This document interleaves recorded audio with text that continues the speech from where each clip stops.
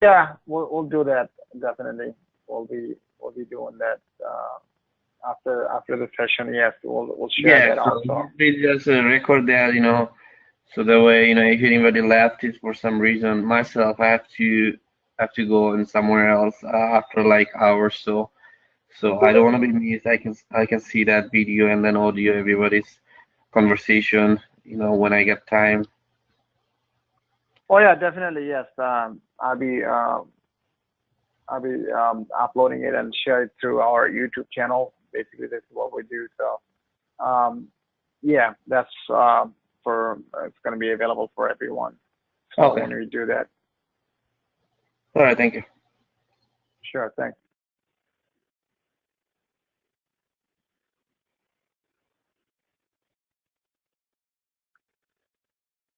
Okay. So here comes that all these the models that we have, SDLC models. Um, so these are listed out over here for the software development lifecycle. So we have agile method, model, waterfall model, the iterative model, the spiral model, V model, and Big Bang model. So these are the models being used, and most out of all that the agile model is the most popular right now, and this is like a more cost effective and also the quickest way of implementing or deliver the product to the customer. So agile model is like if you look at over here, the the graph over here, the diagram. The diagram shows that when the agile model is implemented, so they do by the sprint. Um, Sprint is like a 2 weeks, so it would be like a small development. So in the sprint, there's going to be a certain amount of stories. Stories would be more like a business, uh, the requirement. So based on the requirement, that they can down the stories. Like if you go over here, like give you an example. The story would be for the home page to create, right? So the first story, how would be the home page created? So the business analyst will gather information what needed to be seen on that home page. So the first thing they would say, the customer probably would say, okay, I would like to have my logo on the home page. So logo, what kind of logo they'll design, whatever they'll tell, and the logo. So we have our logos here. So the business analyst would write out the logos needed to be implemented on a website banner to the left. As a user, that I would like to see the logo on the top left side of the web page. So that would be the user story. Acceptance criteria would be the logo should have certain colors or the way the design or the way it's written down. So that would be an acceptance criteria. And then they might say, okay, the logo also needed to have a hyperlink where you can click and go to homepage. So if you're on a contact page right here, so when you click on the logo, you're going to the home page. So this would be a story, as I said, that as a user, that you'd like to see this on the left-hand side of the web banner, and then acceptance criteria would be basically what what color, how spelled, and what it needs to do. So the logo should have hyperlink to bring you back to the home page when you click on it. So that would be your acceptance criteria. So that would be a story. So the story, it could be many stories out of here. Then so like a main page, body text. What would be the main page body text about the cyberbullying? And so that should be there. And also the graphics that you see, the image on the background, and if that would be another story to the image to implement it. So part by part, when developer gets the story, they develop it. So they'll develop this part. They can develop, one developer can develop just the writing part, another story, another developer can implement the image part. The image needs to be implemented there. So if you go back to the document there, so this is like the sprint planning, doing the planning. What they do is like a story written up. Story before the planning, actually, what's been done also, the grooming, the story written up, and then entire team, like development team, business analysts, and the testers, they get together for story grooming. Grooming means like make sure they understand the story. So story, and only time it can be tested when it's understood. If the story don't make no sense, then it cannot be tested. So the story has to be clear and precise uh, and understand testable in order for the user or the tester to test. So when that is implemented, when the story groomed, like it has to be understood clearly by the developers and the testers. If the developers understand, testers don't understand, it cannot be tested unless on that grooming session that the testers have clear understanding of what they're testing for. Developer understands something, maybe they said understood, and if they have code wrong, and if they do not have a synchronization of understanding with the testers, then they can develop the code certain way. The tester would test differently, and it could create conflict. That's why it has to be understood by the both parties based on the requirement. So requirement says it has to be on the left-hand side of the web banner, web page header banner. Then it should be on the left-hand side. If the developer codes it and brings it over here on this area, then it is wrong. It is not meeting the requirements. So that's why, therefore, they understand correctly when tester testing it, so they know what to look for. So that is why the grooming sessions necessary is done during the sprint. And actually, sprint starts at the sprint planning. That's when the sprint starts, but everything else falls in like a grooming session in between the sprint actually hosted.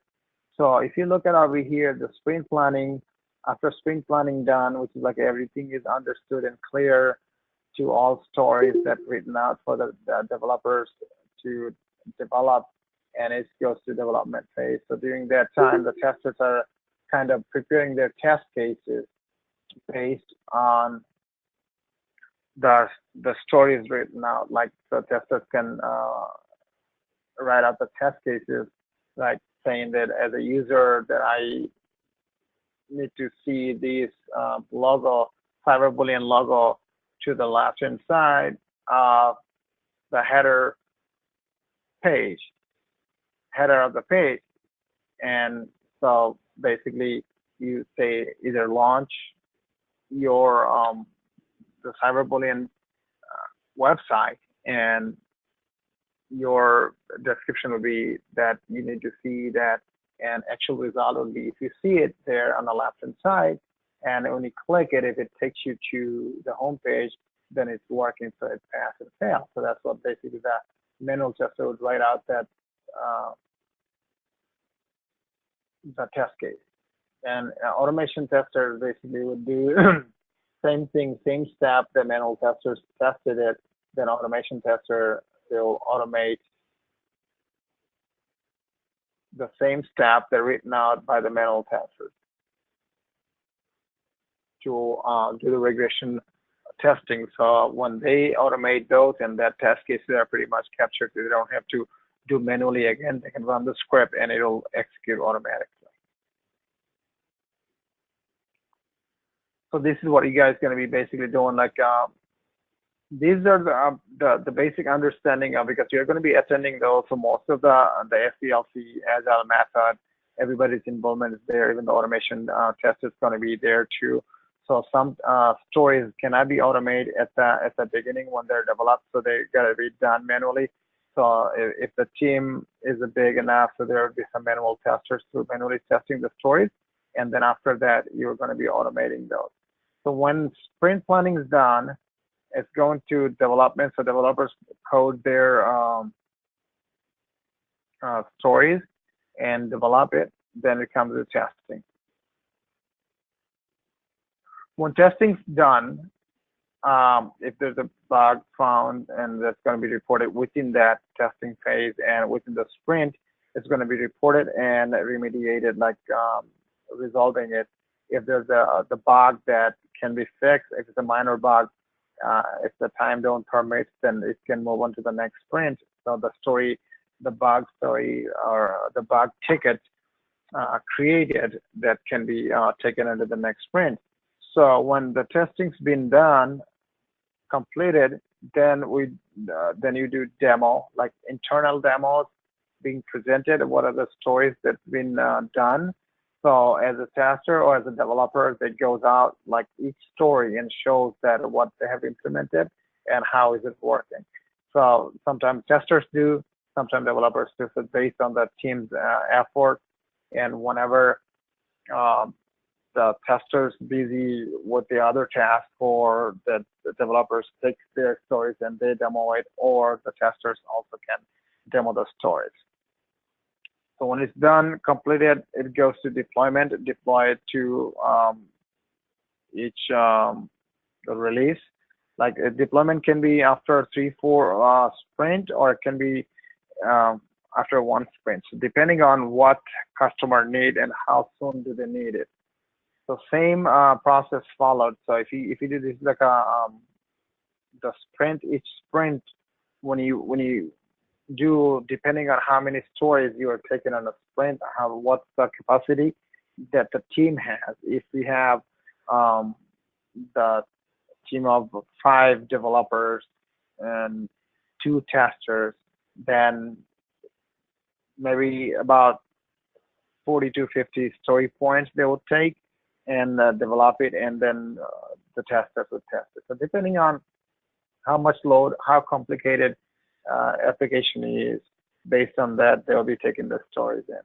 So that method is more effective and efficient because they're doing like a 2-week sprint, and within that 2 weeks, whatever they develop and testing's been done, if anything found there, then it's resolved within the time frame before it goes to the production.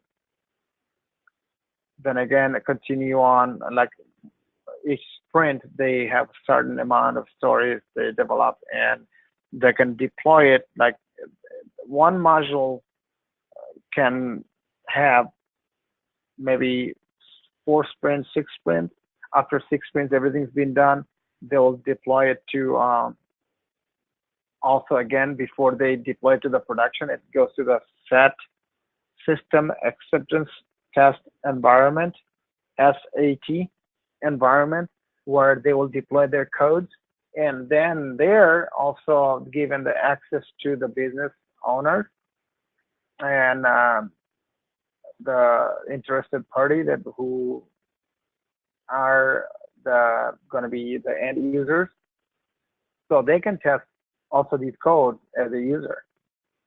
So in a system acceptance testing environment, they can go in, log in, and start testing. If they find any bugs, also that can be reported before it goes to production. Excuse me. So like I said, the one module can have 2-3 sprints or 1 sprint, depending on how big is the module. After deploying it, so they goes to the next module. That's how the agile method works, agile model works. So it's more like incrementally they develop, test, and deploy.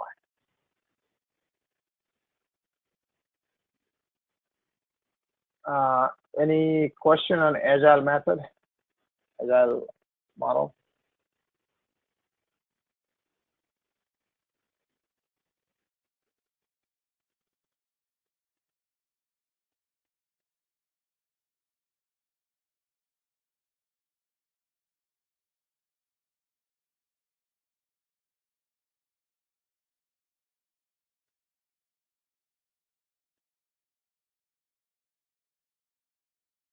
Okay, so there's some advantage and disadvantage of agile uh, the model. There's some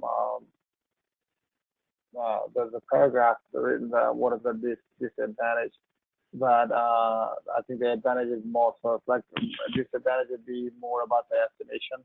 Like if you cannot assess the effort required, and then it can just be um, also cost effective in a sense, like as that. But as far as the quality deliverables would be probably impacted too. Um, in that sense, there's a risk involved in both, but still, this is like a more minor comparatively compared to waterfall model. So if you look at here, there's some disadvantages uh, also explained, and also want to use agile model, and it would be helpful. So here comes the waterfall model. Basically, waterfall model is the traditional um, development model that were there for a long time from the beginning of the software development and up until now. Some still practices. If it's something that's a small job, they might just go with the waterfall model and then at the end just do the testing. So depending on how big projects are based on that, but most people practices like most of the big project that practices water agile model. So waterfall model, if you look at that waterfall model design, it is like you can look at the sequential steps.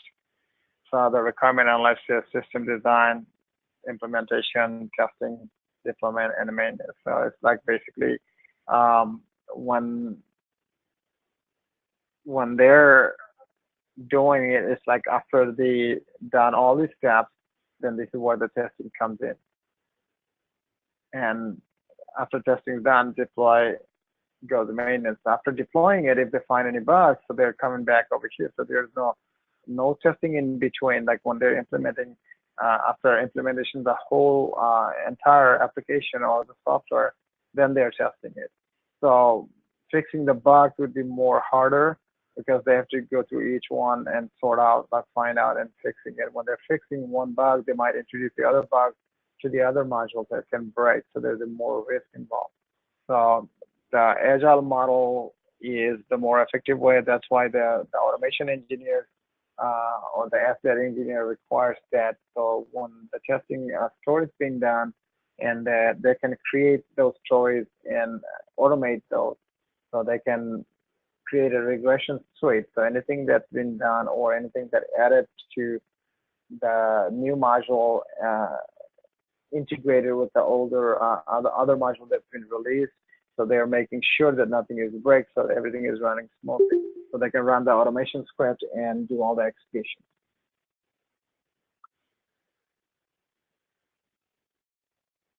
Okay, so this is basically what a waterfall model. Like I said, waterfall model can be used also that some may do use on small projects, and that may not be uh,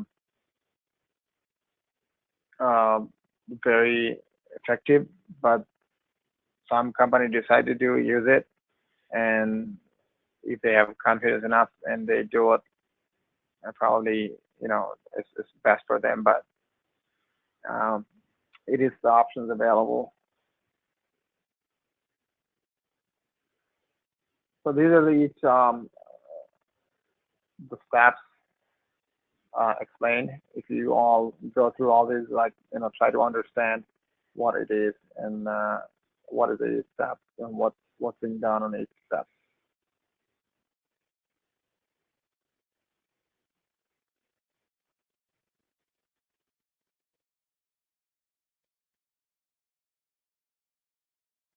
Okay, a waterfall model advanced stages and the disadvantage for each one. So they're all listed, and I would encourage you to go through, read through it, and try to understand what would be what you need to know.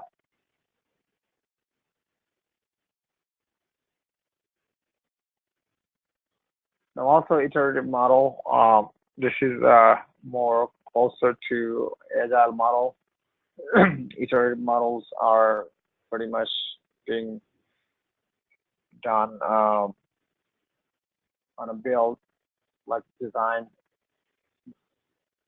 and development, then testing, then implementation. Same thing with the build to build rate. So this is like a more the Scrum aligned.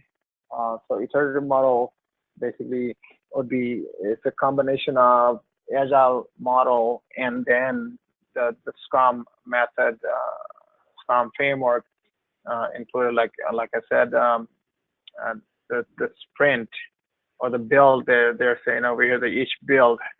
So it could be the build one, could be first release, second release, and third release, and they're pretty much following the same standard as um, uh, the agile. It is similar, or you could say almost the same, but they may not have a formal the meetings on each phase like as agile models do.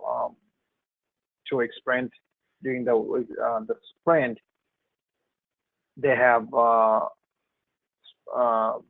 grooming and then planning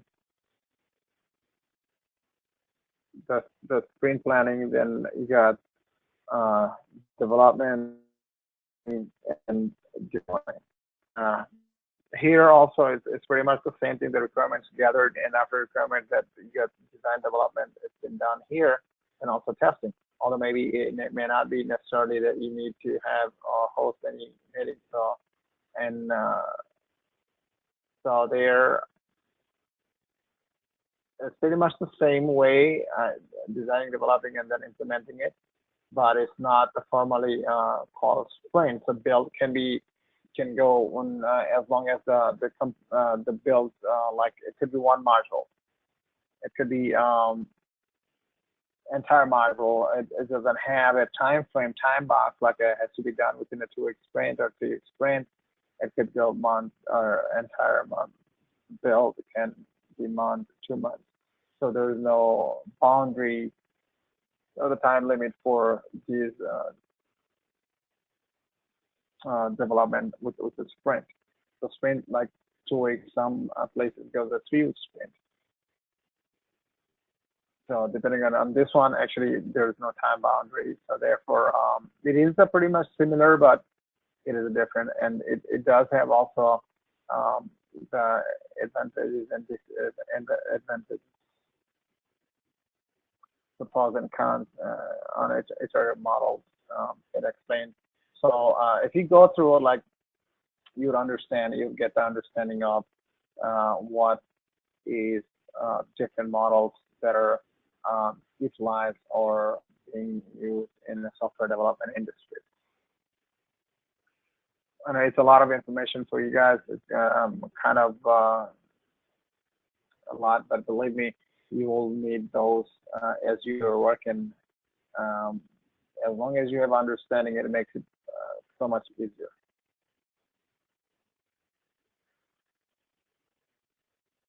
So the spiral model here, the spiral model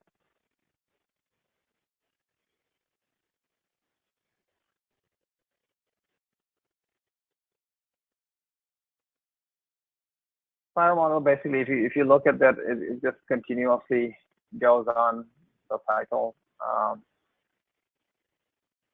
That is not being practiced, and in the lifetime of the IT, that I have never been in a spiral model development, but some places do use it, it depending on what they're trying to accomplish or implement. So, I mean, you can just go over, look at it, and kind of have it in your, have some ideas about the spiral model, what it is, and how it's been implemented, so you can, explain if needed to, or if in fact, if you join as one of the development team that uses the spiral model, then you have better understanding of knowing that what what is your position on that, the model, and what are you going to be doing.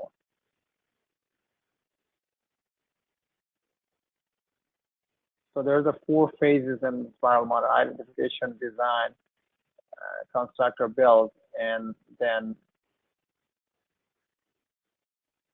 evaluation and risk analysis.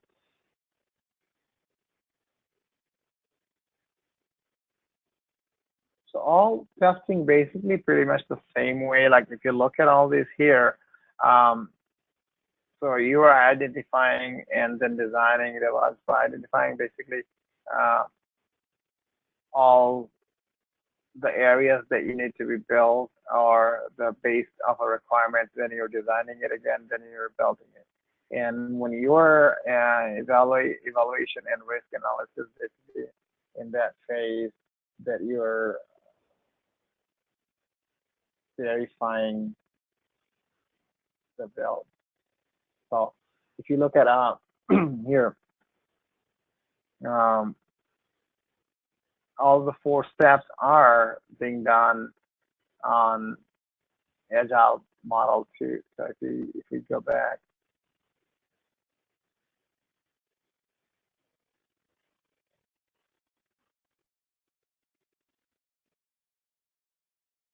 to the Agile right here. So if you look at here, it's pretty much the same thing being done. So like a different way, but they're implementing on a different name and a different purposes, but some steps could be just a little change.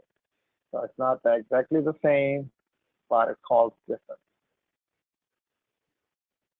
And process can be a little bit different, not the same. It's good to know. Always, it's good to know to. So whenever you don't know, if you come across to any of the development team that you're using that model, that you know that what you are doing and where you're at. So if you look at over here, the graph on that image here, construct has the build here, and then the construct and build right here. So identify here the first one. So the business requirements within the identification, right? Unit requirements, then system requirements. So basically, this part of it, like this is what that I identified here, what needed for the system to be built, what technologies and everything here. Then you're coming over here to the designing phase. So designing phase, your system design, your module design, then architecture design. So basically it's going to be here that all the designing phase done. Then over here is coming, which a point of contact would be identifying the point of POC would be point of contact of a development team, and then build 1, build 2, whatever needs to be done is done over here. Then evaluation here. So here's the risk and customer feedback and all that's been done in this phase here. So basically also testing phase is going to be done in here in the evaluation. So it's pretty much the same, but the spiral model is just continuous, and it goes from one place to the other place.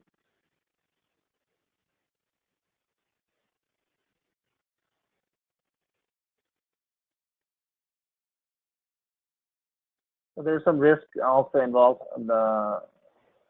on there, so it is all listed there. You guys can go through that and kind of get familiarized with it. You don't have to memorize everything. You try to understand what are the steps, and you don't have to just kill yourself to do that, because this is not what we're going to be doing. Knowing it would be helpful and basically get you to the questions and answers for like recruiters. When they might ask the question based on the software development lifecycle, and there's definitely a lot of questions on those. So knowing it, so it can get you to the question and answer And as long as you understand also, it will be helpful for you to perform your daily task.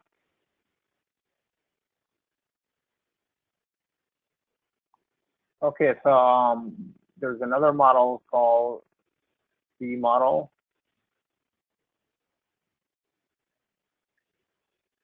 Okay, the B model is like a verification and validation model.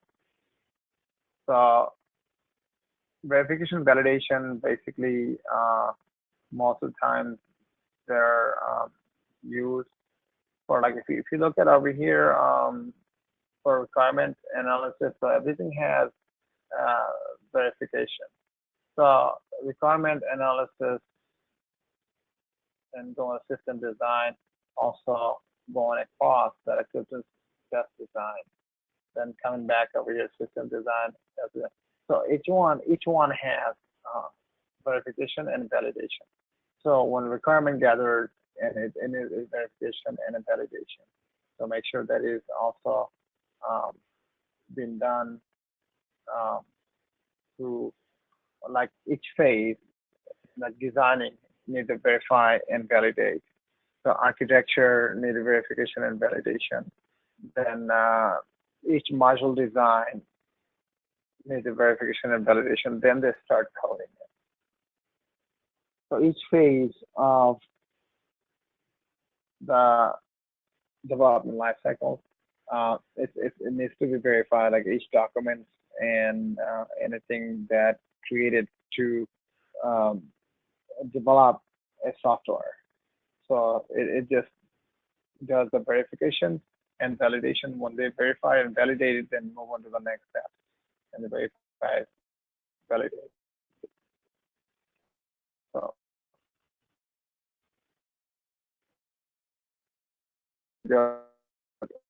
it's been in uh, one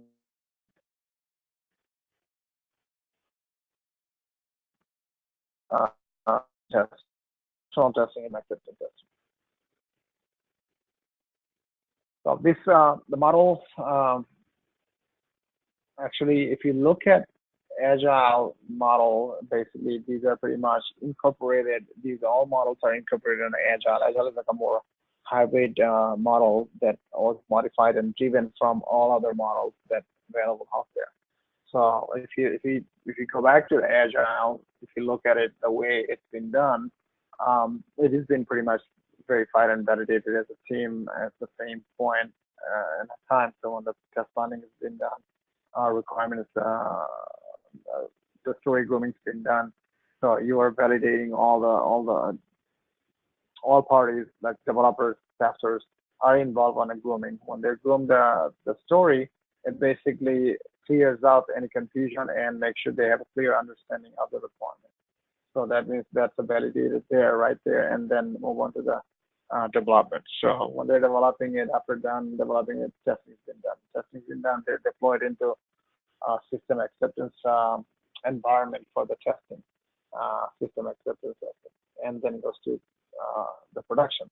So these models are kind of modified to a hybrid level to a agile model, which is more effective and efficient. So these models are not practiced much, but good to know. It's like to have an idea of how when's been done and what's been done. So there might be some out there, some development companies, there might be still following that based on, as I said, based on the application they're working on or developing. Okay, class, so we can probably take a break for 10 minutes. Is it okay with everyone? And we can come back to it later. Sure, no problem. Okay, Yes, please come back in 12:10. Okay. Thank you. Okay, let me explain it again. That we have sent out the link for the Google Hangouts, and which is going to be our chat room for the class this semester. So everybody, I would encourage you to accept that and be in the chat room. So any questions that you have, anything, any updates that we posted through there, you will receive it. And also, if you do download the app, Google Hangouts app on your phone, so you'll stay connected pretty much all the time. Any updates and anything there, any questions, you should be able to access from anywhere. Another thing actually I would like to share, let me open these up so that way I can go over with you.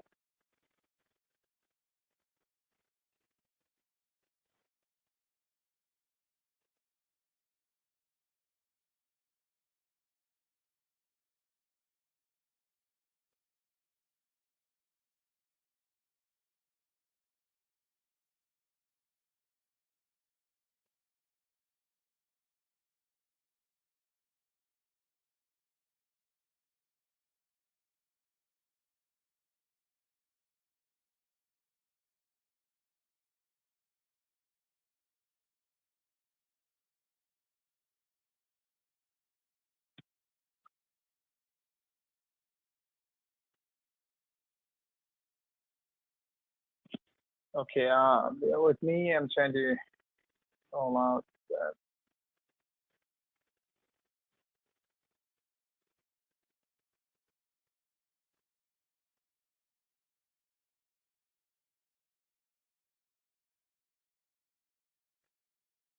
Okay, here's the calendar that you see.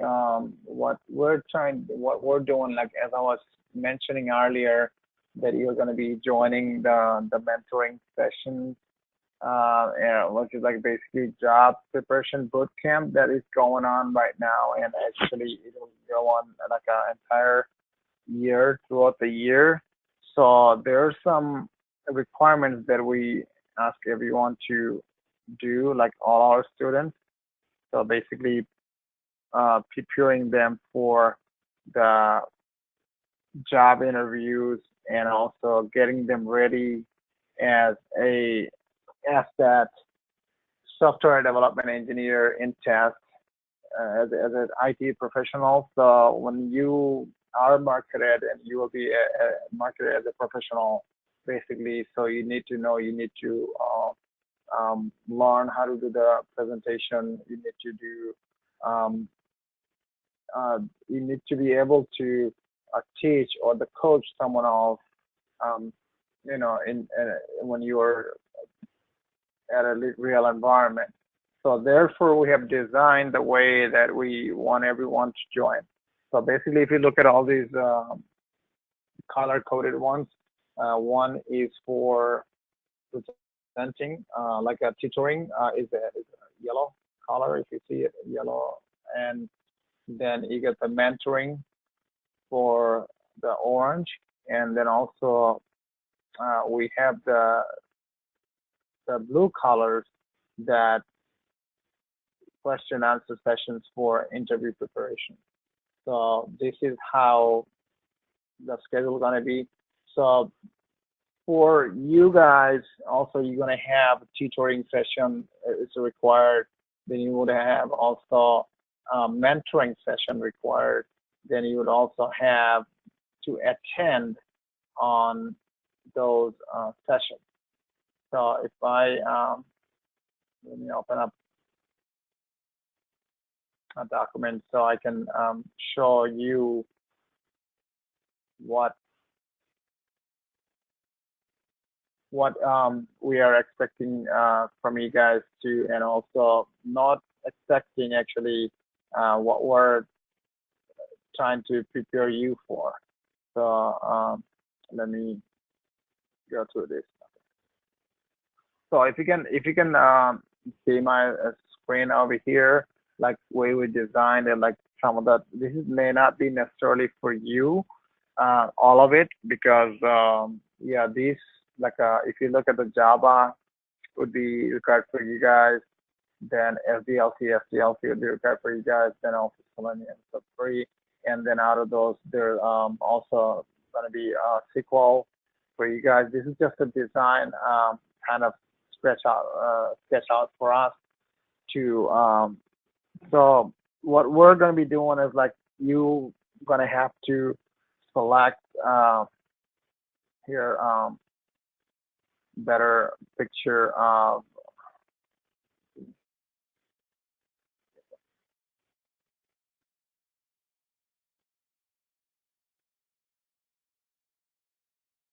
yeah. So we are asking for like you would have SDLC, then you would have SQL, then it would have Java, then Selenium. So the 4 or 5 different topics. Then out of each topic, you have to do mentoring for 2 hours. So each student is going to be doing for 2 hours mentoring, 2 hours tutoring. Mentoring would be more like you are presenting whatever you learned, any topic, and you can select the topic and you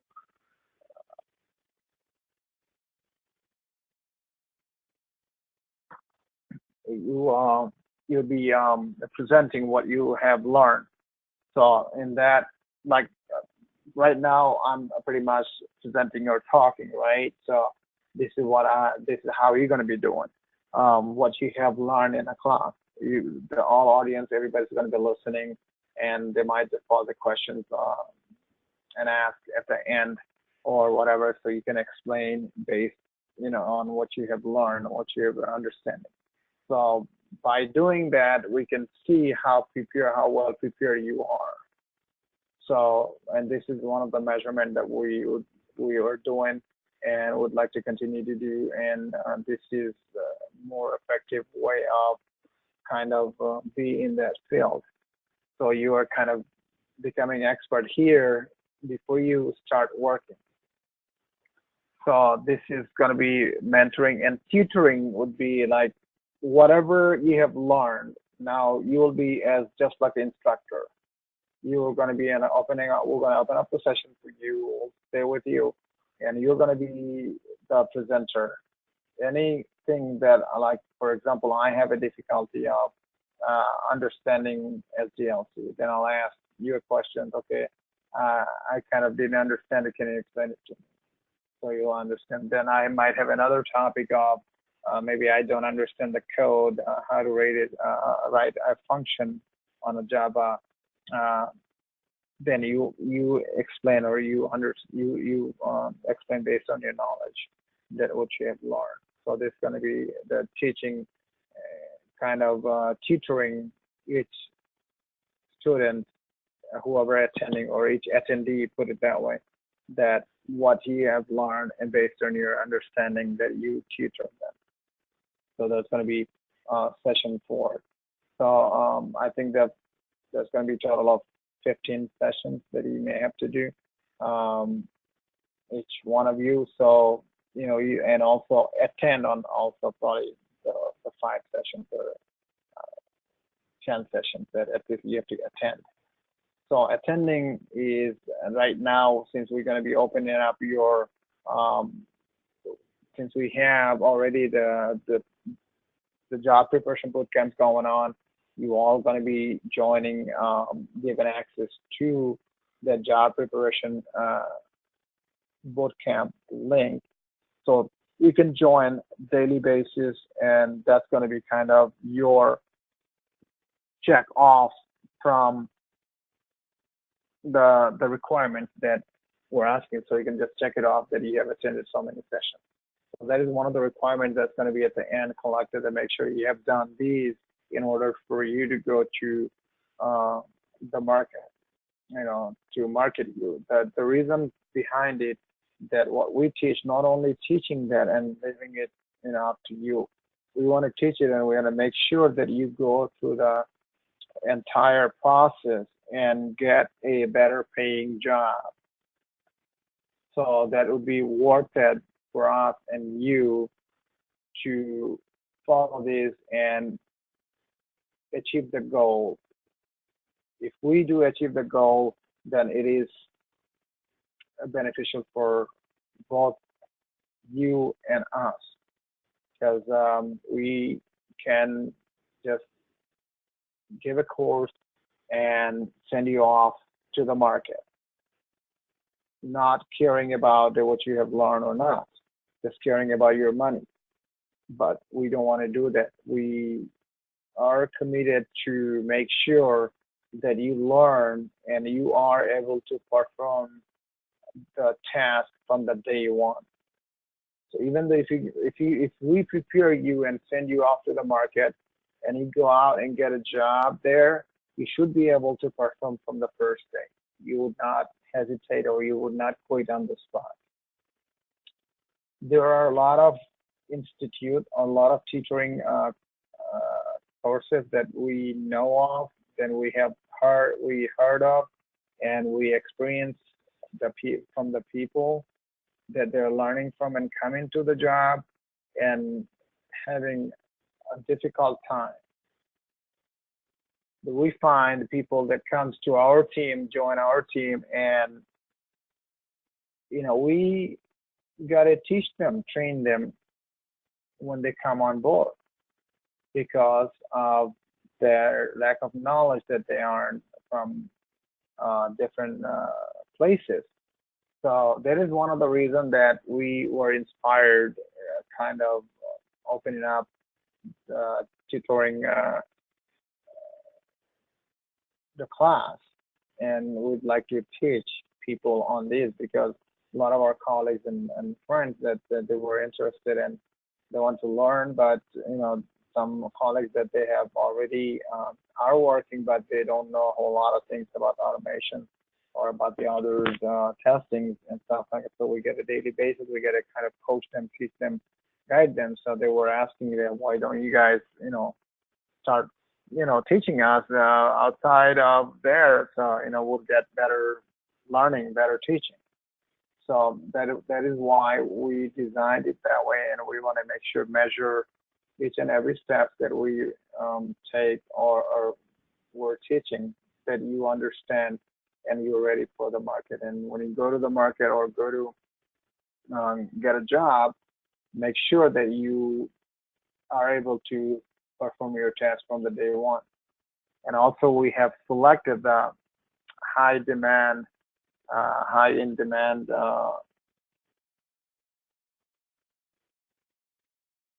tutoring like Sdet or automation.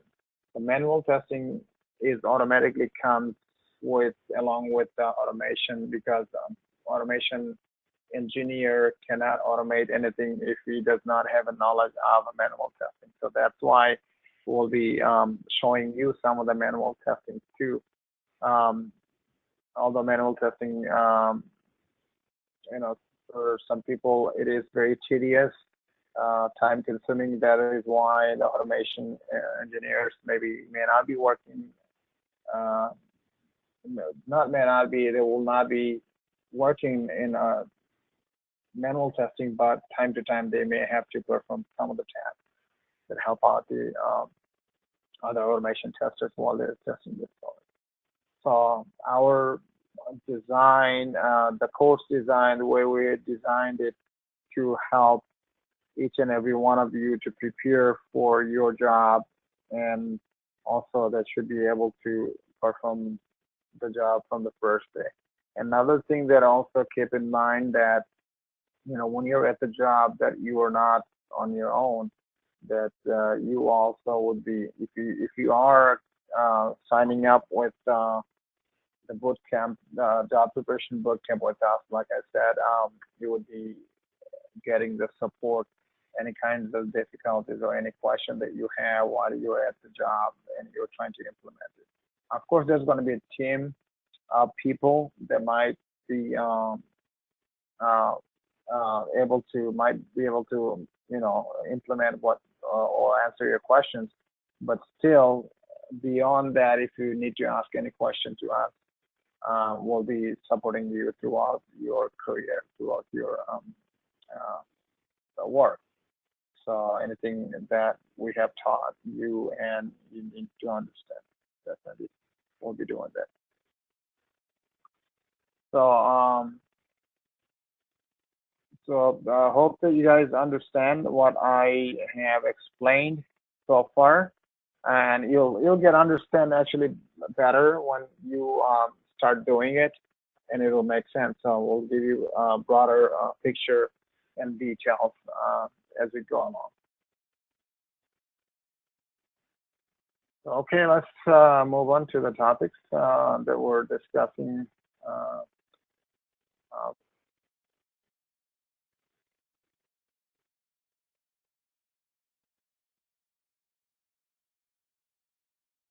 so we have discussed the V model.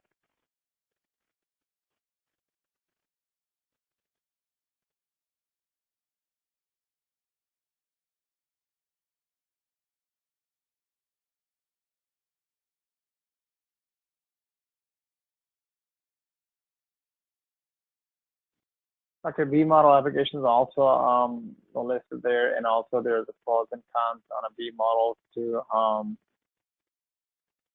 But it varies. Like as I said, like a different company may utilize different models um, based on their environment, based on the development needs, and based on uh, the technologies they're using.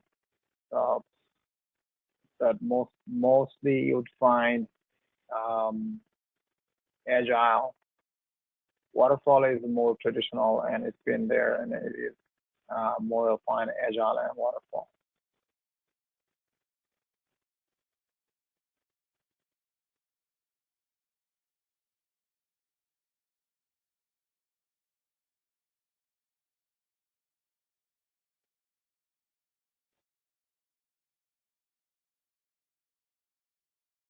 Okay, so the Big Bang model um, actually, so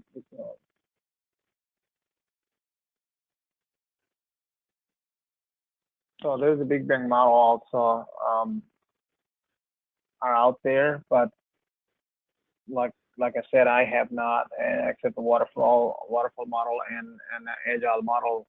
I haven't seen any other companies using any of those. It might be some companies that are using since it's out there, and you may come across or may not come across. So just go through the document and try to get familiarized with all these models that can be utilized or can be utilized on a different companies or different with the different technologies and different development.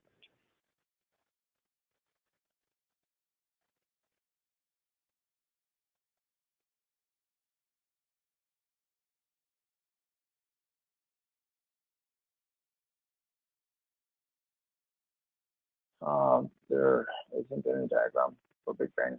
So basically, it's just the process following that. So there are some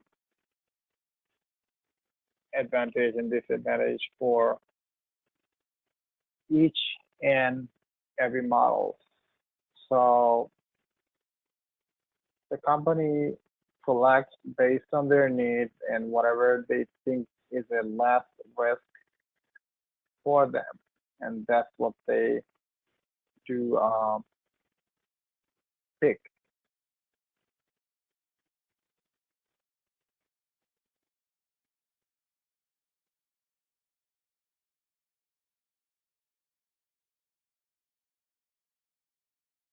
So again, here's the Agile, SDLC Agile, more descriptions. What is Agile at the bottom of this page? So if you look at what is Agile and if you read through it, it'll give you an idea of what it is and how it works. So if you look through it, and it tends to give you an idea of the sprint, how it's been done. Iteration 1, iteration 2, iteration 3. So it's like kind of the diagram shown. how it's been done, and also the description about the Scrum, uh, how the Scrum, what is Scrum.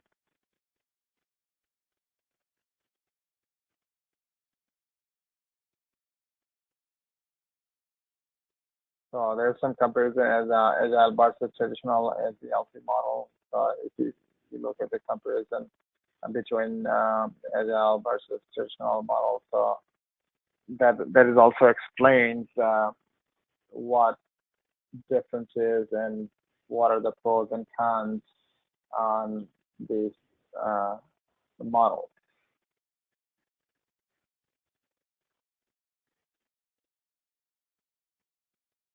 So SDLC-RAD, Rapid Application Development Model. There's also explained Rapid Development Application Model. There's so many models actually are being utilized. So depending on each one, are they really following? So everything pretty much the same thing, but the different choice and different implementation. Um, Mostly big differences between the waterfall model and agile model is there's a big difference, and everything else is like pretty much just a slight difference because of they're pretty much developed the way it's been developed in agile, but certain things are little different, little changes.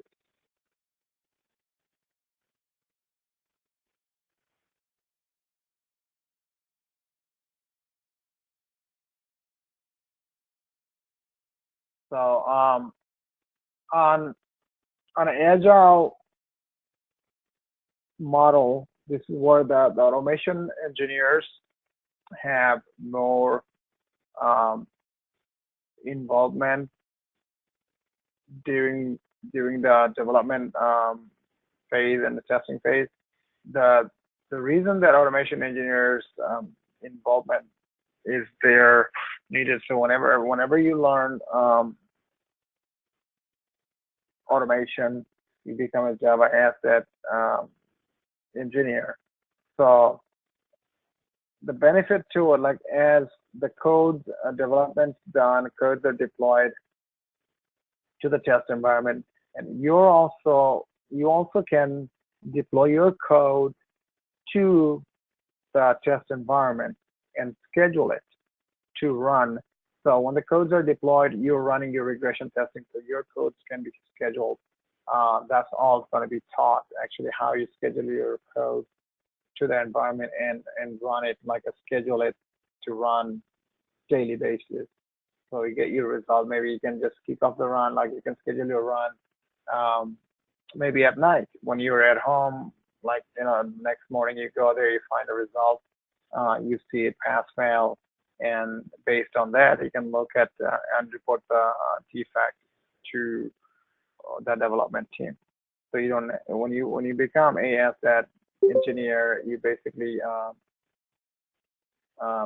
creating the test suite where you can run the against the new deployment and run your regression suite and collect all the data, test results from there, and then report accordingly.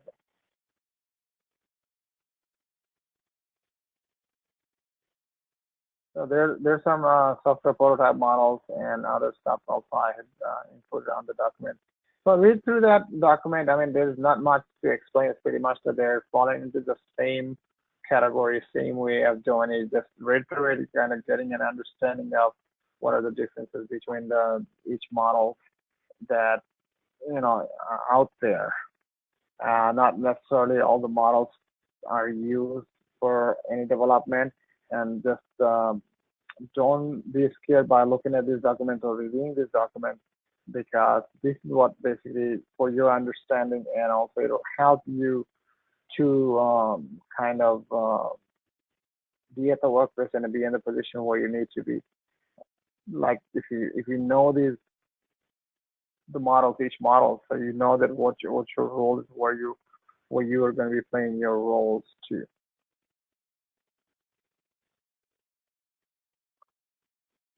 So any question on SDLC or any of the models?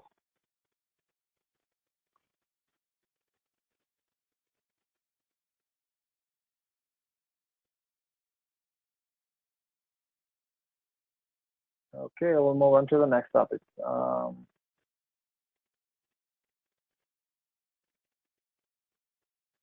Okay, what is the software testing lifecycle, STLC? So if you look at SDLC, so if you look at SDLC diagram right here. So if you look at the SDLC diagram right here, the testing this is where it fits SDLC, software testing lifecycle. So development lifecycle is the complete development, and within that there's a testing lifecycle. So testing lifecycle, when testing lifecycle is complete, then development lifecycle is also the testing phase of the development lifecycle is complete. Testing phase of the development lifecycle is complete. So in testing lifecycles, also there's a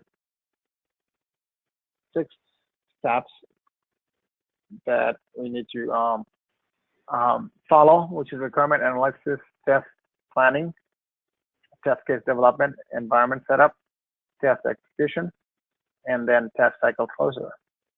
So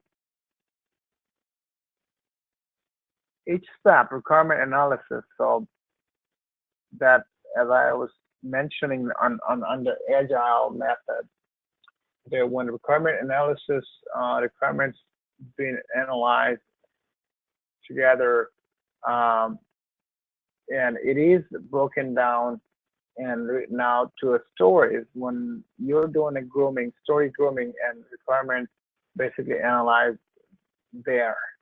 So it is clear to development team, developers, and testers.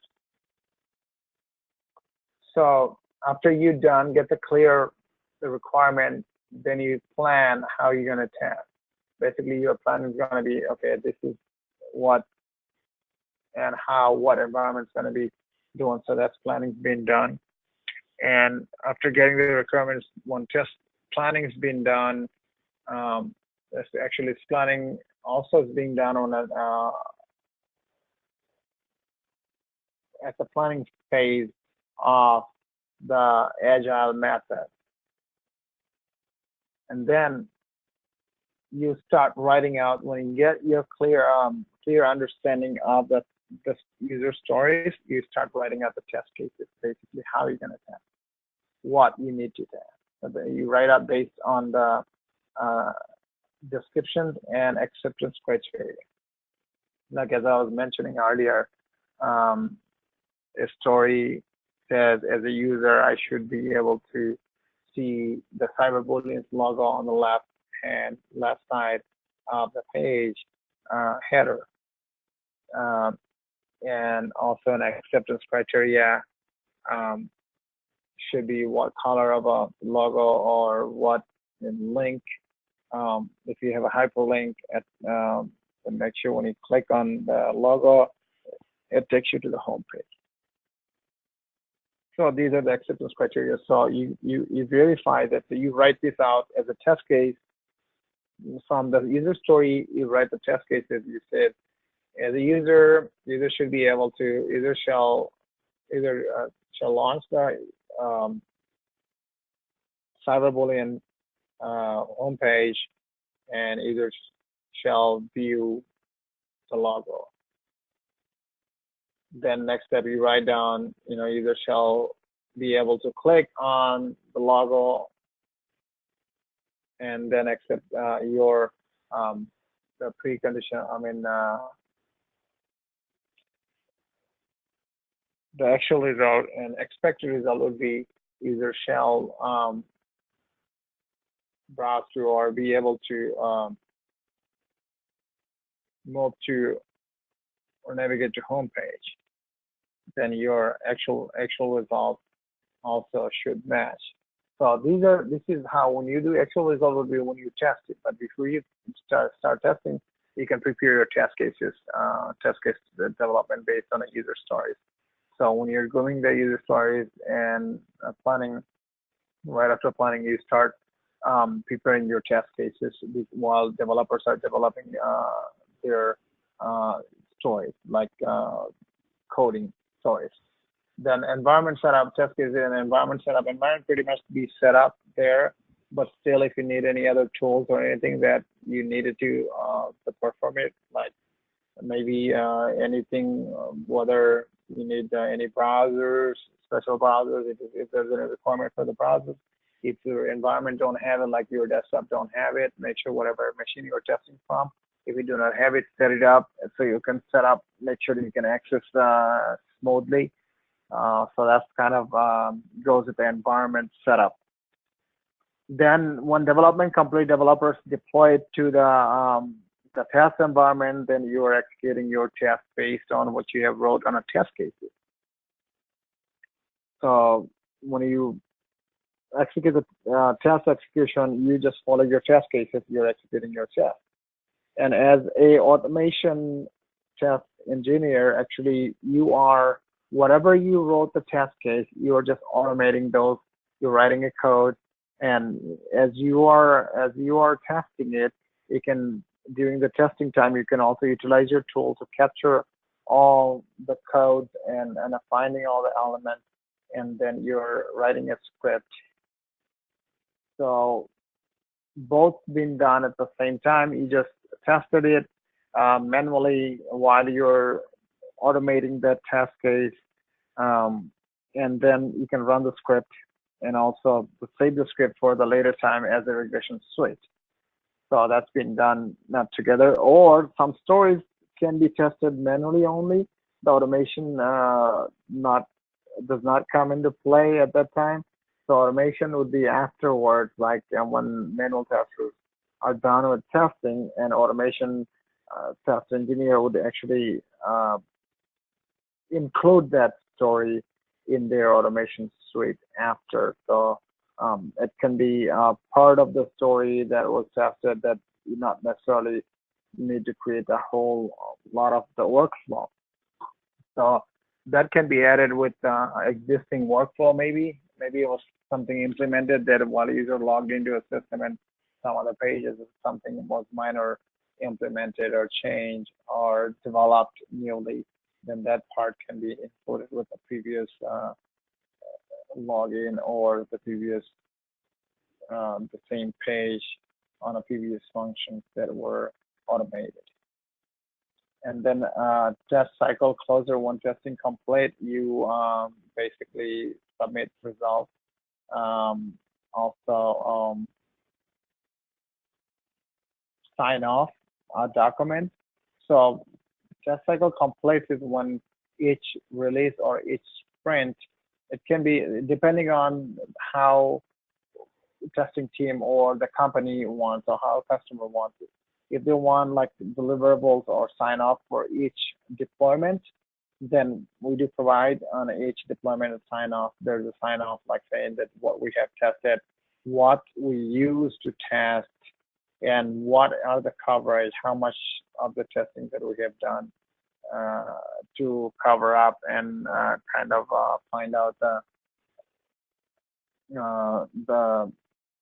issues or the business process, validate the business process.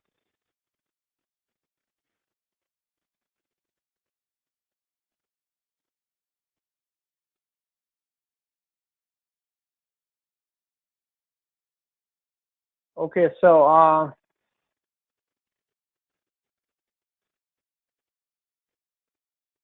what are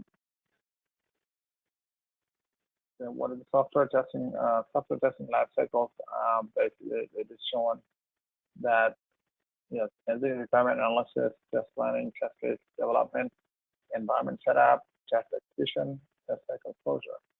So on a test cycle closure, also within the test cycle, there would be a defect DLC, defect lifecycle, which is I'll explain later. So just to give you an understanding of SDLC, SDLC. So let me go back over here. So here the SDLC, software development lifecycle. Within that, the testing phase that we have STLC, software testing lifecycle. So when software testing lifecycle is complete, that means the testing phase is complete. So when testing phase is complete, we're submitting we're doing a closer, which is like a test lifecycle closer. At the end, we're providing all the documents and evidence that we have tested, and also providing the sign-off sheet from the testing team. Goes to the development, not the development team necessarily, but to our entire team, so they can gather information before they deploy it and send it off to the customer. So before they deploy it. In that phase, in software STLC, software testing lifecycle, there is the defect lifecycle DLC phase, which is a test within the test execution, during the test execution, and before the closer. So I'll discuss that in details.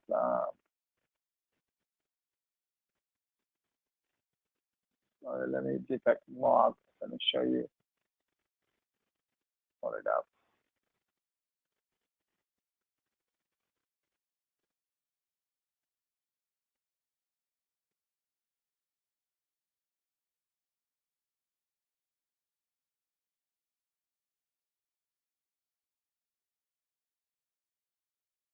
Okay. So during the test execution, if you find any bugs or any errors, so during the test execution over here on a SDLC phase, if you find any bugs, then what you do basically do a report. So bug reports are manually bug reports. So we currently most of the company uses the application lifecycle management tool like HPALM, or also Confluence Jira, JIRA. So they can you can use both tools. So if the development team using those tools, you can automatically you can create a ticket actually within those tools, and then you can report the bug. If any of the development company is not using those tools, you can also manually do a report. So this is a template that I created for you to kind of understand. So basically the ID can be any number that you put in the bug ID. So there might be a log for bug creation log, can be Excel spreadsheet or anything else if it's manually. So you can, from there, you can assign the number. Then name would be like, so that's like a whatever. So cart, unable to add new item to a cart. So I wrote it out of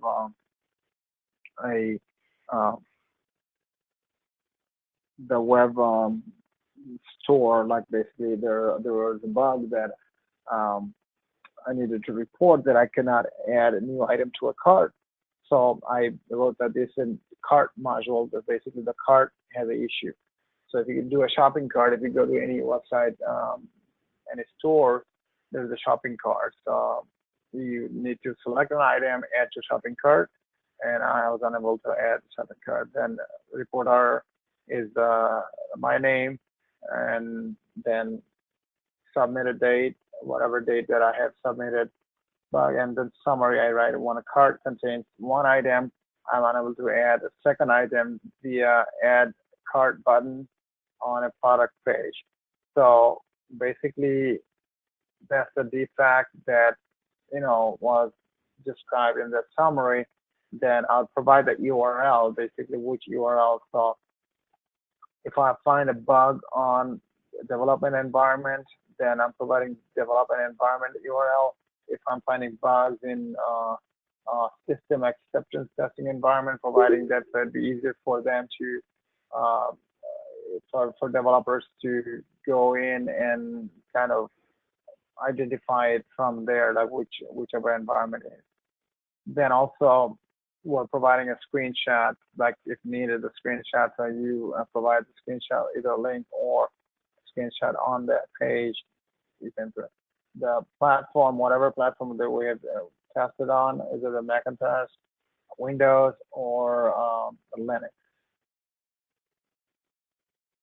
that I'm used to test, like either the Mac or Windows. Basically, like Windows 7, Windows 10, or whatever.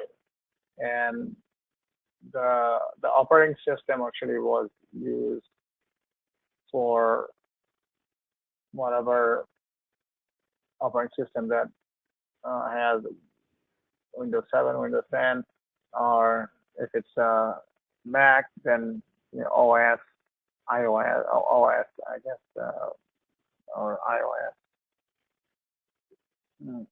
Then you get the browser also, whatever browser was used to test, you just write it down clearly so the developers have better understanding. And we also log the severity level of the bug, that if the bug is a showstopper means like it cannot move forward, it has to be fixed. Showstopper will be more likely anything that needs immediate attention and it needs to be resolved now is a showstopper. Like a minor bug, it's like it could be some kind of improvement needed or something that really not going to harm or not going to block. Like for example, for this issue, if you look at that adding to a cart, add can be called major, minor. I mean, how are you going to put it? If you look at this way, if this is the store, they cannot sell any product because of the customer cannot add any item to the cart and check out, then it is a major bug. So the store, depending on their online sales, and if they cannot sell any of the product because of the customer cannot add any product to the cart, it is a major, it can be showstopper because of the store cannot make any profit or any sales. So it's a showstopper, they have to get it fixed. But what if they can add one item at a time and check it out? It could be considered as a major or the minor, depending on what company want and what company is like looking for. Now, this store has like the second item, the description I'm saying here that I'm unable to add a second item via the add cart button. So if I can add a first item, if I can add the first item and check it out, then I can probably individually do it. So I cannot just, I can run my business as a business owner, as a store owner, and the user can add probably multiple times. But also that can affect the business because the user may find very frustrating that every time they have to purchase a product that they have to add to the cart, check it out, come back again. So then again, you look at from the different angles and different perspectives that what and how you define the severity level. Severity level can be defined like if you as a user, if you feel, now I'm a tester testing it, and I'll look at from the user perspective, user's view, that if I go into that the store. I'm buying the multiple products, and I cannot check out all of these. I have to check out one by one. Then I'll get frustrated. Then how frustrated you'll get based on that, you just write the security level. Now, if you think that this is like it cannot be showstopper because it's not completely blocked, but major and minor, you're gonna decide based on how user would see. So you assign that severity level to that defect or the bug, and then you assign it to the developer, whoever developed it and introduces the bug. You just assigned it to that person, and then also priority level that you, based on the severity level, the priority level that needs to get done now, later, today, tomorrow, so whenever you think it needs to get done. So you also assign that severity level. So high, low priority based on the also severity level, or also the workload that we have, workload that the development team has. It can be done by discussing with the development team or the Scrum Master or the business analyst, see what we have on the current sprint and stuff like that, what can be done. So this is a template just to show for the manually log in the defect. So for the defect lifecycle, DLC actually goes from like when you find a bug, report a bug, assign it to the developer, and then developers fixes it. After fixing, it assigns back to the testing. So when testers testing it again, that makes sure the bug gets fixed. And not only that bug gets fixed, also, let me give you an example of showing. Like, for example, if you find a bug, like after deploying join now, then we found a bug here on this page. So developer, we reported the bug, assigned it to a developer fixed the bug. Now he deployed the code, his code's working fine, so maybe it was the name over here is not accepting. So he fixed the code and he deployed it to the test environment, he or she, whoever developed it. Now we tested it, looked fine. But when they introduce this code and they introduce another bug to this page right here, because these are all integrated all together. So when they push this code and something broke over here, now this page is not working or something on there. So therefore, when we do test the defect itself, we have to do the regression testing surrounding, so the one that are closely integrated with this same page or same code. So we have to do the regression testing. So how we do the regression testing, because we have all the test cases previously done, that we have test cases, so we have to go around all those test cases. So if you have to do the regression testing for this page, it's so much. Like manually doing it, just for one bug fix, it may take days. So in that case, when automation engineer comes in play, that when testing's been done, and as I mentioned earlier, the automation engineers automate all these test cases to a regression suite. So what you can do when a code bug found, bug fixed, you test it, verify it manually, and just you kick off your regression suite. So regression suite runs and tests all the modules, anything that was done, regression test. So you're verifying that, make sure this code or this bug fix does not break anything else, or didn't break anything maybe over here, or it could be there. So your regression suite runs, regression test suite runs and kind of verifies it for you while you're doing the other task.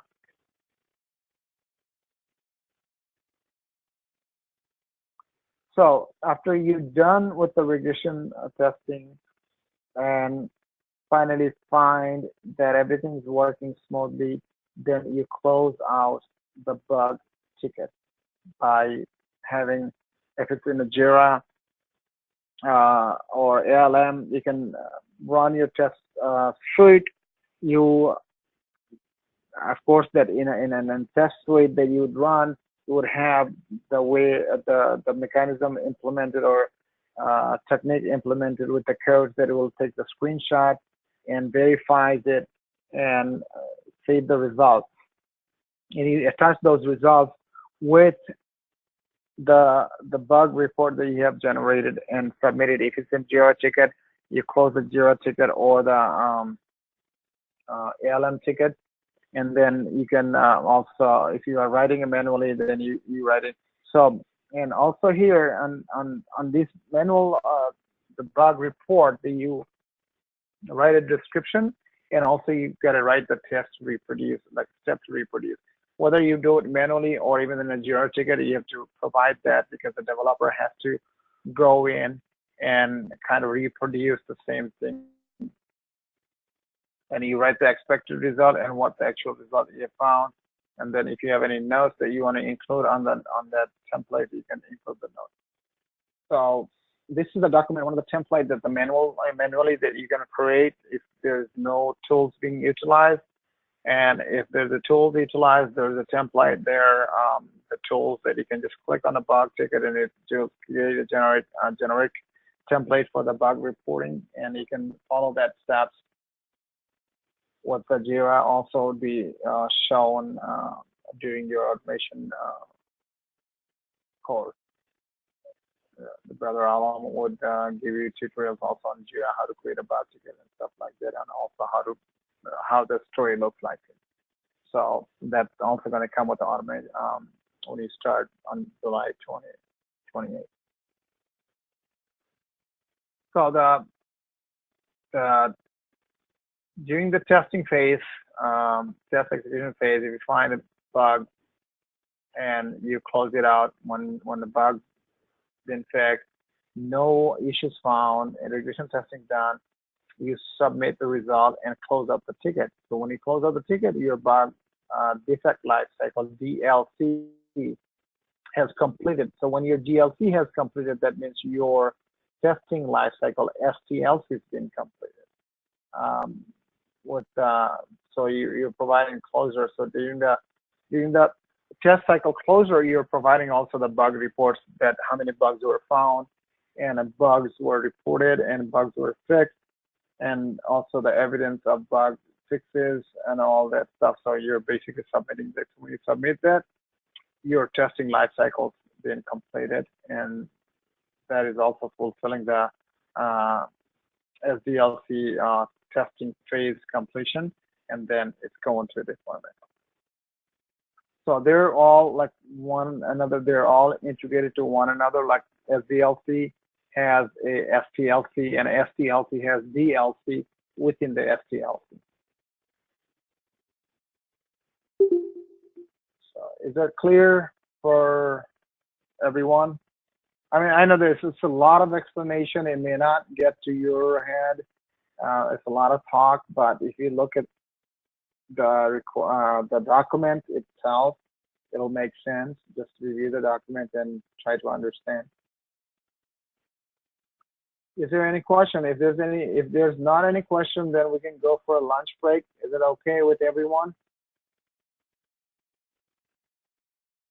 Yes, brother. Okay, so we can go on a lunch break for half an hour. We'll be back in 1:50. Okay. Sure. Thank you. Okay, everyone. Thank you.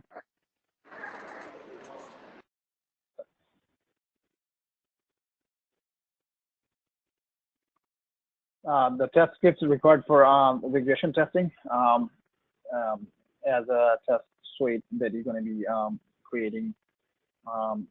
And those are also the activities that will be done during the test phase development. Now, verification of the test cases and automation scripts. So also these are the activities like you are verifying the automation test scripts, like if there's any verification needed on the test case, like you are verifying, as I was mentioning, that how you're going to verify this with automation script, this logo, right? So if it's the image and stuff like image verification, there's a way that you can verify the image, or there would be code behind this logo that would verify that logo appeared on there. So that can be verified through the automation script. So that verification needed to be done on the script. Make sure that whatever you're verifying manually, that is verified through the automation scripts. Creation of test data, testing environment. So during that test case development phase of that SDLC, you're creating any data that requires for your testing. Like it could be login ID, password, like a test login ID, test password, maybe any data that you need. If you're in a financial testing in a financial application, you need to have some of the numbers that need to be entered and calculated through there. Or if you're working on a like a flight reservation application that you'd like to book a flight, then also you need some test data from the destination, from the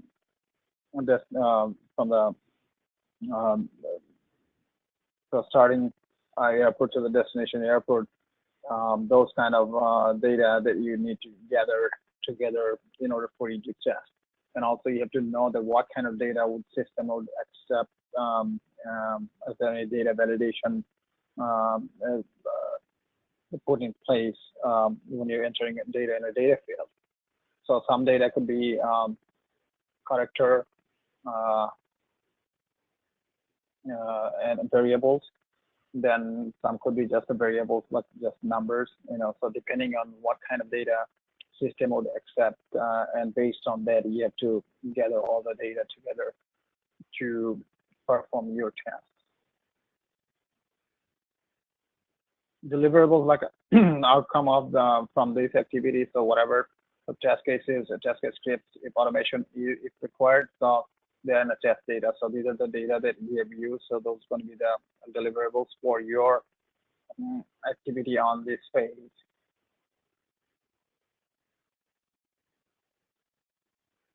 Test environment setup. So test environment setup, like basically you go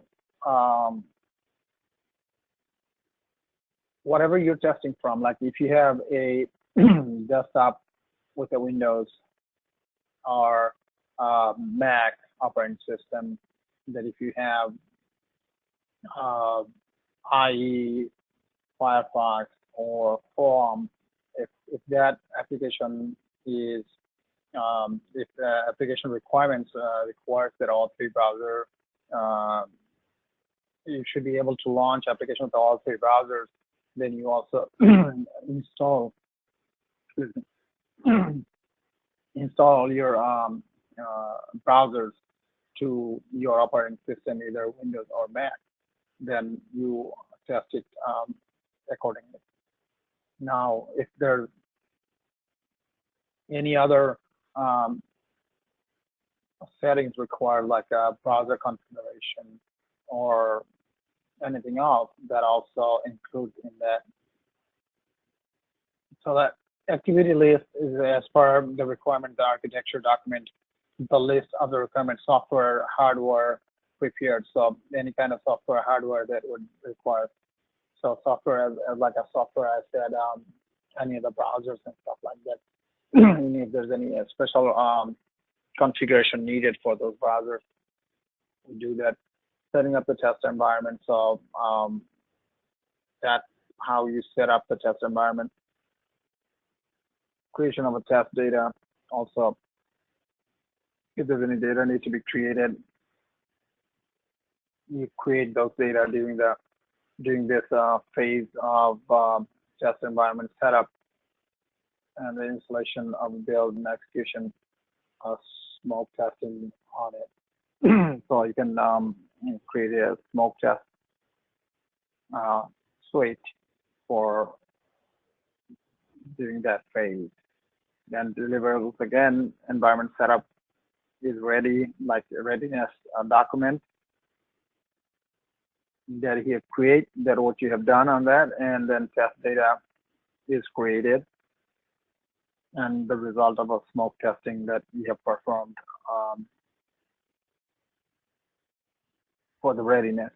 So for the environment setup, during the environment setting up the environment, you verify after the setting up to run some tests, which is like not a solid functional test, just a random test that you do, kind of see and validate your test environment is working properly, your settings is working right. Then you go do test functional testing and regression testing on that environment.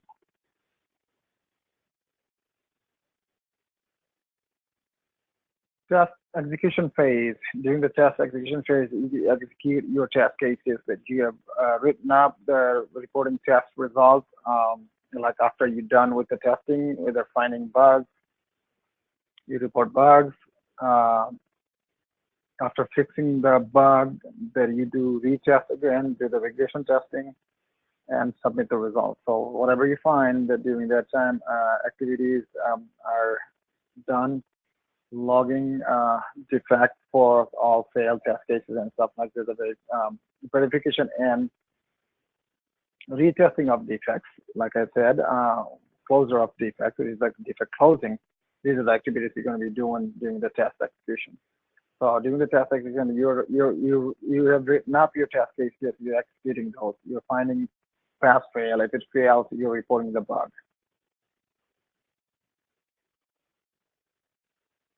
So after reporting the bug, one bug gets logged in and verifying the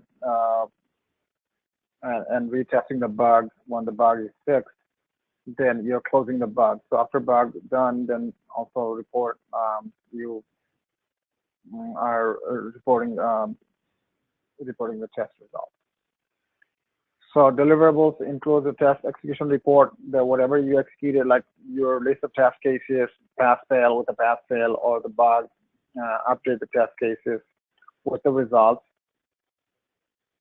Basically, whatever the test cases that you have written out, you're writing on a column that which I'll go through the exercise tomorrow. I'll show you exactly how it's been written, how it's been documented. So you're just creating an Excel spreadsheet, or if you are testing a story on those test repository tool, ALM, Application Lifecycle Management by HP or Jira by Confluence, you can probably attach screenshots and your test cases there to submit the report. And then also bug report that you have created for the bug, like the template that I was showing you earlier, that you find bugs, that also has to be documented and reported. So that every step of the way they find all the documents that what's been done, what was found, so the customer has knowledge of what was found and what was released there, what is they're expecting during the release.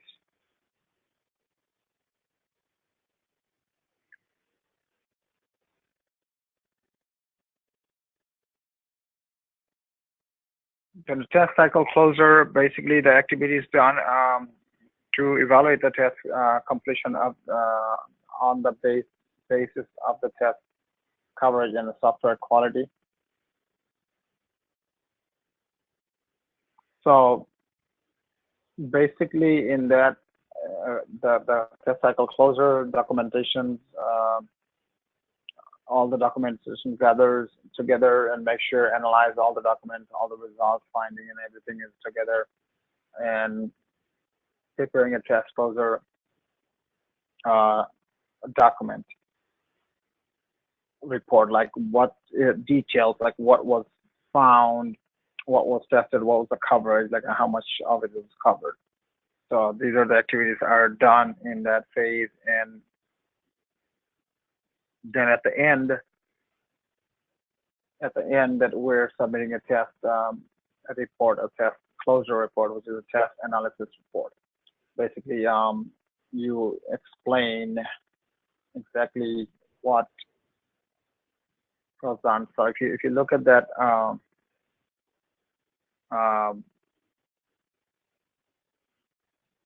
the chart over here, the SDLC phase, entry criteria, activities, and then exit criteria and deliverables outcomes. So basically, this is what on the report, test closing report phase has been done. So that's how it's been aligned with the matrix, traceability matrix, and all that, and test environment documents, test case documents, and everything are described in there. The what is encoded and what's been performed throughout all steps of the test SDLC software testing. So this is examples of what system design document, understanding the design document. So by looking at it, you are getting understanding, but don't think that you're going to be doing that by yourself. So there's going to be a testing team. They're involved in, and each person has their own responsibilities to be doing it. And as an automation tester, you're going to be more focused on automating all those manual test cases. The reason for us to show it and walk you through the entire process of SDLC, SDLC, and DLC, so you have the knowledge of it, and in case if there's a need to help, that you can jump in and help out the manual testers or the other area that you need to help out. So you need to be versatile, like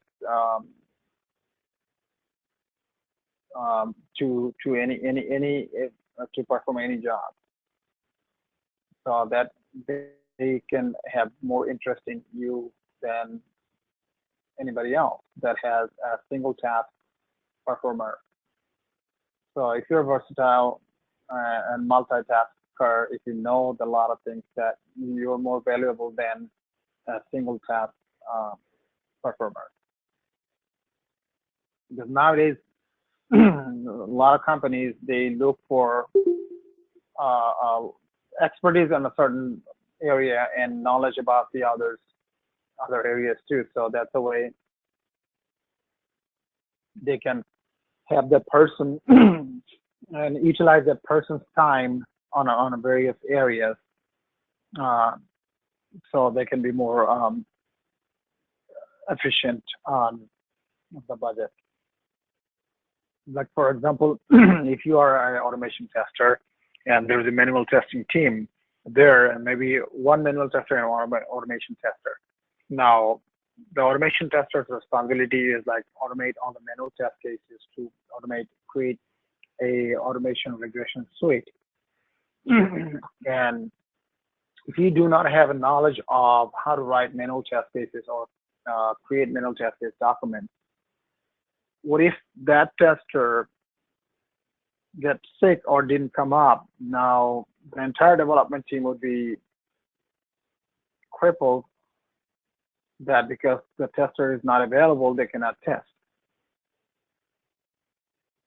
But since you're an automation tester, it doesn't mean that you just do automation only. That, so it should not limit you from doing any other task. Therefore, you need to know that yes, I do know coding, yes, I do develop automation scripts, but it doesn't hold me from doing any of the manual steps or manual test cases. So when that tester is not there, I become more valuable because I can cover up the manual testing, manual part of it. So my value is higher than a manual tester, because the manual tester is manually testing it, and automation, they cannot do automation. They do not have a knowledge of doing automation. So my position is like a more respected and more demanded in that sense, because I know all of it. I know the manual part of it. So I can be anytime, I can go out and help them out. So That's kind of the goal that we're focusing and we're trying to do, and make sure that everybody is learning the course from us and going out there and become more valuable and more stable on the job than anybody else.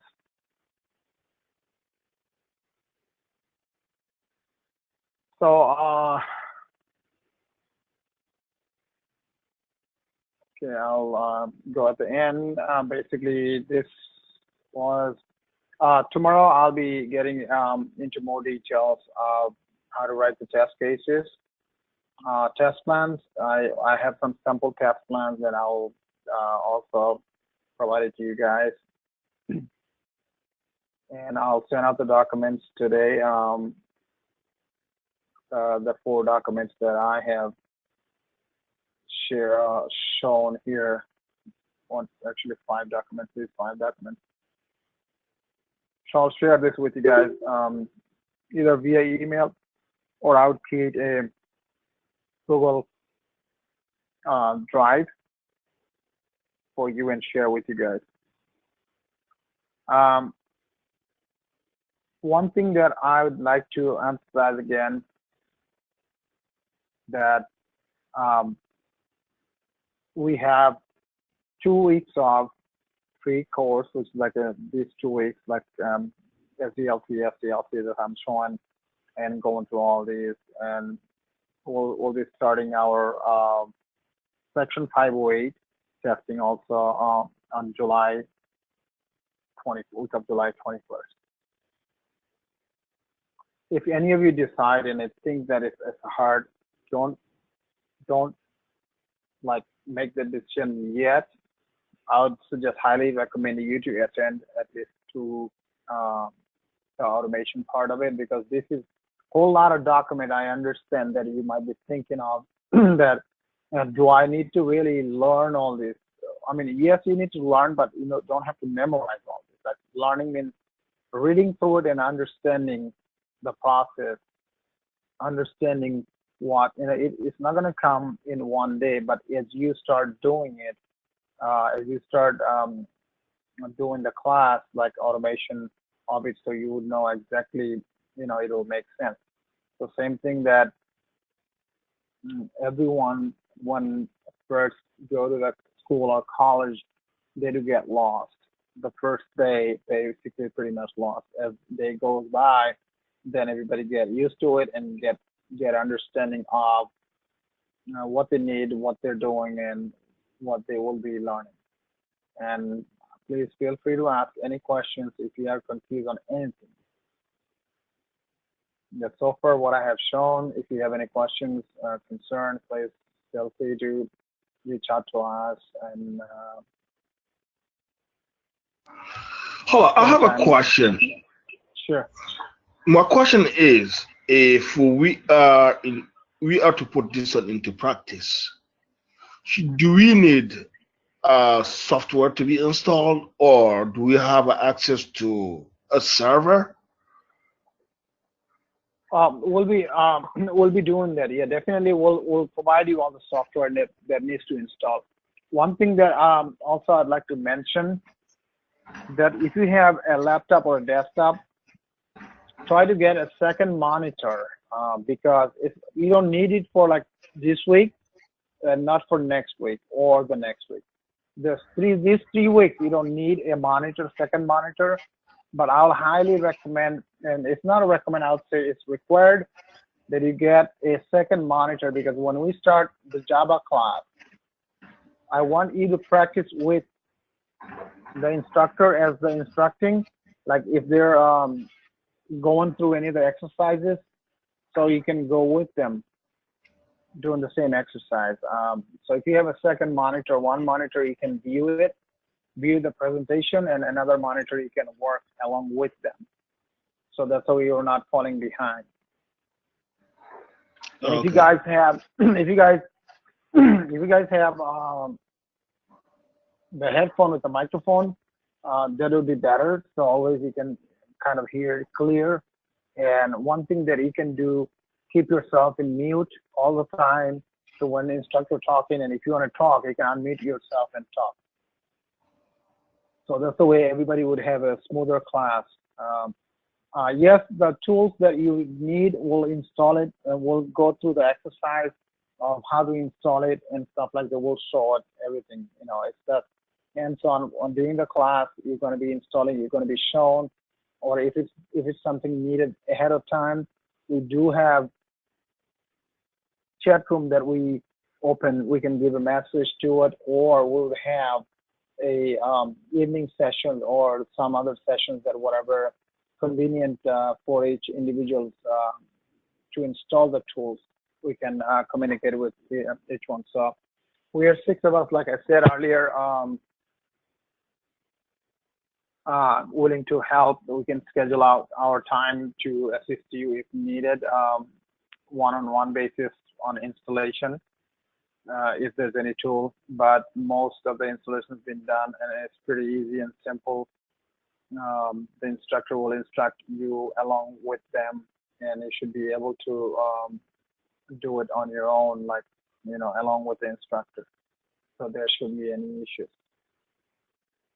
As far as the laptop requirement that we were asking for, like 8 gigs of RAM, and like you make sure that you have enough disk space on a C drive. And if you don't have 8 gigs, 4 gigs may work, but depending on what are the your hard disk size. If it's SSD, then a lot of time 4 gigs of RAM works fine. If it's like DDR, then sometimes, you know, it's slow. So depending on, you can try out with one that you have. If you need it in case of, then you can get it changed. So try to get a better internet speed, like make sure that you have good internet connection, that you're not dropping. So, and also each classes that we're recording it, we'll be sharing that with all of you, so you can kind of go back and review it, look at it. And so basically for the practicing purposes, for the Java and Selenium when we start, that you can always, the videos would be very helpful as you are practicing, that you can kind of pause and play and see how it's been implemented, and then you can also implement yourself. So hope that answers the question, brother, right? Yes, the question is answered. Thank you. Thank you. Also, I would like to mention that those of you who could not talk today earlier, you might have the issue with the microphone and stuff. If you want us to look at it, troubleshoot it, please let us know so we can work with you, make sure that you're ready for tomorrow's class.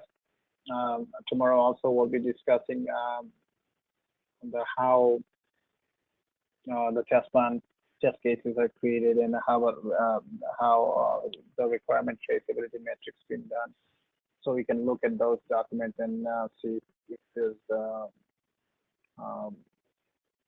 need for it, that you are always ready.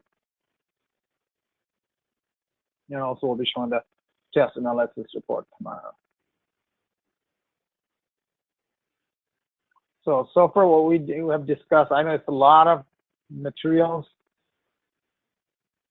to kind of understand and put in your head.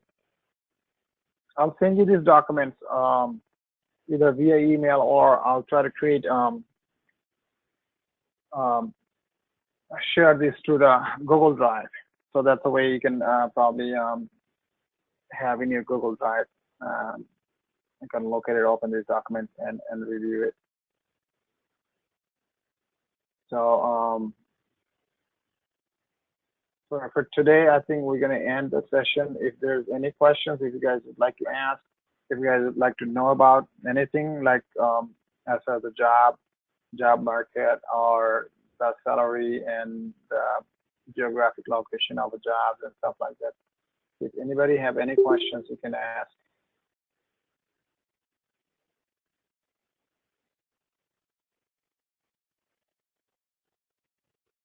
Any questions from anyone? I have one question. Sure. I want to know that can you differentiate between the manual testing and automation? As far as Yes. I understand, like the manual testing is done by the developers, right? No, not really, not necessarily. Manual testing is done by the manual testers too. Manual testing is like developers do their if you know that this called JUnit testing or the code testing. So they use also the automation tool, sometimes like a tool JUnit testing. They do test their code, so they're not doing it manually. Like they're not going to go as a user. They just run their code and make sure the code runs fine. So they don't open up the GUI or go into that environment that we're testing it and execute the way we do it, like way the tester would do, test engineer would do. So manual testers, what they do basically test out the functionality of the story written out or developed. And automation testers basically also, automation testers can do the both role testing manually by just completing the story and then bring that the story into the regression suite where they can develop code and merge it with the other test cases, test scripts, and they can run later on for regression tests. Okay. So the same test process, like a test steps that are automated by automation testers, and manual tester would follow the manual test cases, like a test steps that are written out, documented. So they will execute one by one. Like for example, through the email account, if you need to log into email account, what you need to do, you need to provide user ID and a password. So test case would be like as a user, I should be able to log in to email account, right? Mhm. Then when you submit your user ID and a password, the expected result is user shall be able to log in to email account. Then expected result should be the same in order for it to pass. And if the expected result does not match as what the what actual result, if actual result is not matched as the expected result, then it failed. So these are the steps that you write. Basically, you just execute those steps Okay.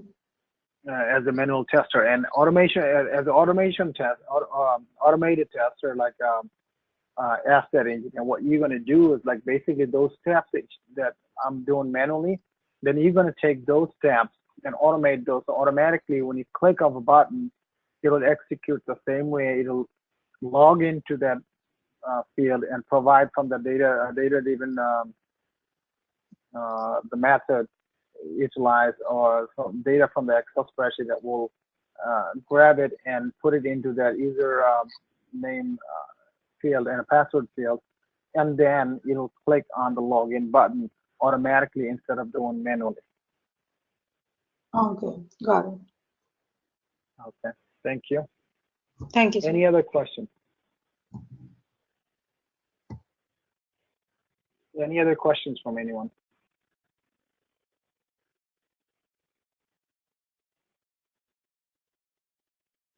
If there's no other questions, then we'll just end the session for today, and tomorrow we'll meet again at 10. And hopefully everybody can take some rest, and we'll come back again tomorrow, and we'll go through.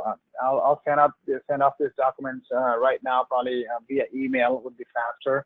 I'll create your Google Drive or Google folders, Google Drive folders later on.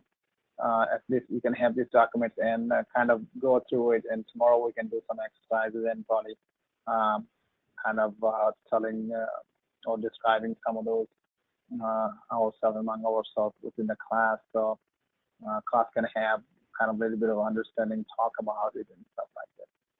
Okay. So if everyone's good, no questions, then we're gonna go ahead and end our session. Is there any questions from anyone?